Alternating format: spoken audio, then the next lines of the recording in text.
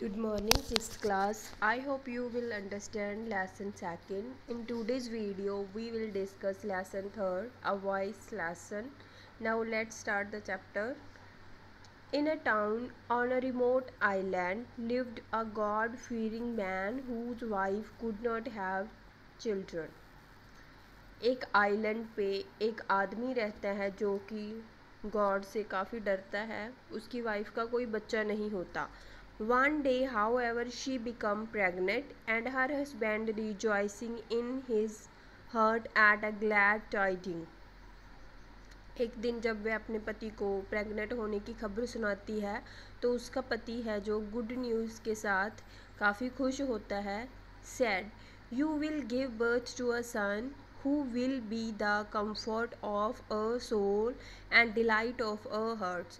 वह अपनी वाइफ को बोलता है कि तुम जिस बच्चे को जन्म दोगी वो बेटा होगा एंड वह हमारी ज़िंदगी का आसरा होगा, हमारे दिलों की खुशी होगी, वह हमारी आत्मा को वह शांति देगा। I will educate him and bring him up. मैं उसे पढ़ाऊँगा और उसे अच्छा इंसान बनाऊँगा। And he shall inherit my good name and increase my रीनाउन।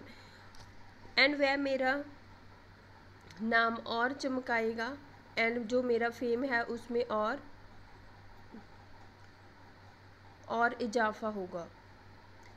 Thus spoke the happy potential father to be father। जब ये होने वाला पिताजी बोल रहा होता है बट हिज वाइफ रिप्लाइड, उसकी वाइफ है जो उसको आंसर देती है, यू स्पीक फुलिश वर्ड। तुम अच्छे शब्द नहीं बोल रहे हो। For the future is unknown to you. क्योंकि आपको फ्यूचर के बारे में कुछ भी पता नहीं है। How do you know that my child birth is going to go well.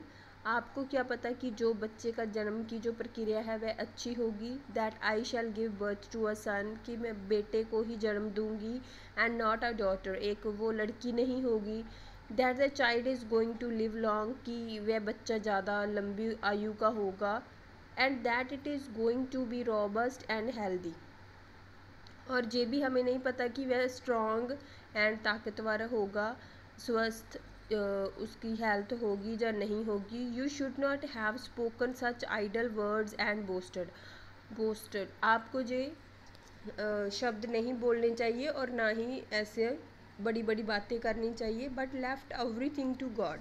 हमें सब कुछ है जो भगवान पे छोड़ देना चाहिए। हु कंट्रोल्स और डेस्टिनीज, जो कि हमारी फ्यूचर की जो इवेंट्स होती है उसको कंट्रोल करते हैं। It may befall you as it once befall in certain dervish. आपके साथ वैसा ही होगा जैसा कि एक डैरविश के साथ हुआ था। डैरविश जो होता है, जो धार्मिक समागम होते हैं उनमें जो फास्ट डांस परफॉर्म करता है जो आदमी, उसको डैरविश बोलते हैं। When her husband asked her what had happened to that dervish, she told him the following tale। उसका हस्बैंड पूछता है उससे कि क्या हुआ था डैरविश के साथ, तो वह उसे ये स्टोरी सुनाती है। There was once a dervish in the service of a king। एक बार एक किंग की सर्विस में एक डैरविश होता है। The king use to give him a piece of cake and bowl of honey daily. जो राजा होता है वह उसको एक पीस केक का देता है डेली, एंड एक बाउल होता है जो हनी का शहद का देता है, एक कटोरी शहद देता है। The dervish use to eat the cake and put the honey into a jar which he always carried upon his head। जो डैरविश था वह केक को खा लेता था एंड जो हनी होता था वह अपने सिर पे एक बर्तन रखता था, उसमें हनी को डाल लेता था। Honey how ever in those days was very expensive. और उन दिनों में जो शहद था वह काफ़ी महंगा था। One day the dervish noticing that his jar was nearly full. एक दिन जो dervish नोटिस करता है कि जो उसका बर्तन है जिसमें वह शहद डालता है वह पूरी तरह से भरने वाला है। Thought of the high price his Honey would fetch in the market.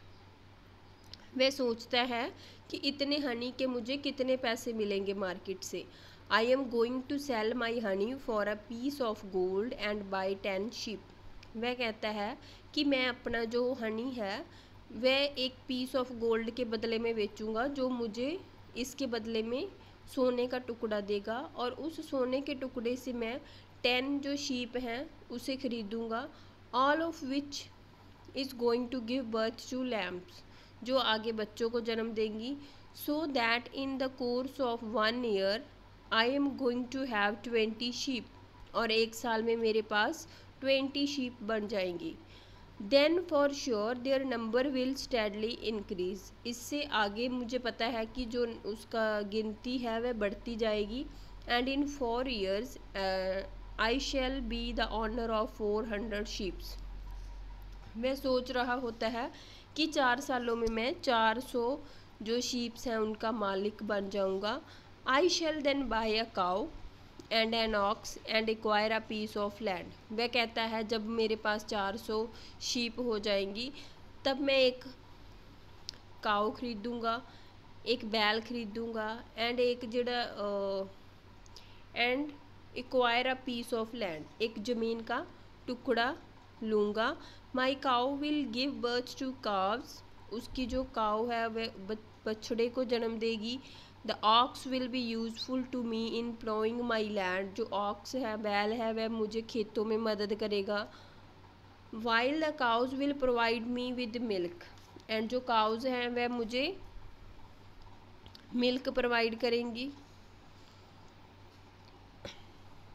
In a 5-year time, the number of my cattle will have increased considerably. And 5 year में जो मेरे कैटल्स हैं, पशु हैं, उनकी गिनती काफ़ी बढ़ जाएगी। And I shall be the possessor of great wealth, तभी मैं एक ज़्यादा संपत्ति का मालिक बन जाऊंगा। I shall then build a magnificent house, तभी मैं एक अच्छा शानदार घर बनाऊंगा।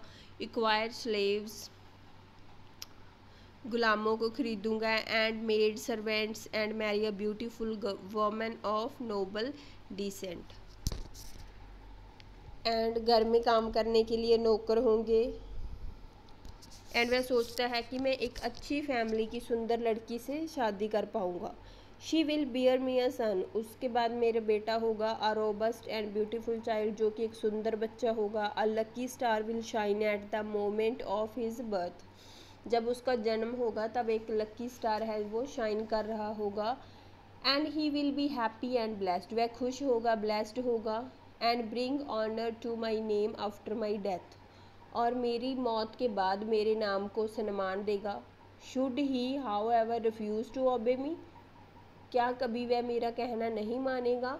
आई will beat him with this stick, मैं उसे इस छड़ी से पीटूंगा।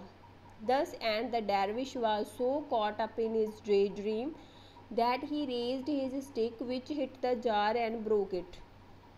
वह अपनी daydream में, अपने सपने में इतना खोया होता है कि वह अपनी स्टिक को ऊंचा उठाता है, जिससे क्या होता है कि वो जार है, जो बर्तन है शायद का, उससे टकरा जाती है जो उसकी स्टिक होती है, और वो बर्तन टूट जाता है। The jar of honey along with his day dream was lost, जैसे उसका सपना टूट गया वैसे ही जो उसका है हनी का बर्तन था, शहद का बर्तन था, वह भी टूट गया। I have told you the story, continued the wife of the precious man. तो वह रिलीजियस आदमी की उसको पत्नी कहती है कि मैं आपको स्टोरी सुना रही हूँ, just to give you a lesson, आपको एक लेसन देने के लिए। That it is not wise to speak of things that are uncertain, जो चीज़ों का हमें पता ही नहीं होता है कि आगे क्या होने वाला है, उसके बारे में हमें कभी नहीं बोलना चाहिए।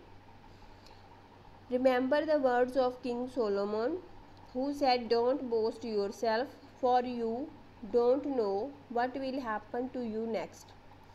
वह कहती है कि जो किंग होता है सोलोमन, उसके वर्ड्स हमें याद रखने चाहिए कि अपने बारे में कभी शेखी नहीं करनी चाहिए, क्योंकि आप नहीं जानते कि आगे क्या होने वाला है।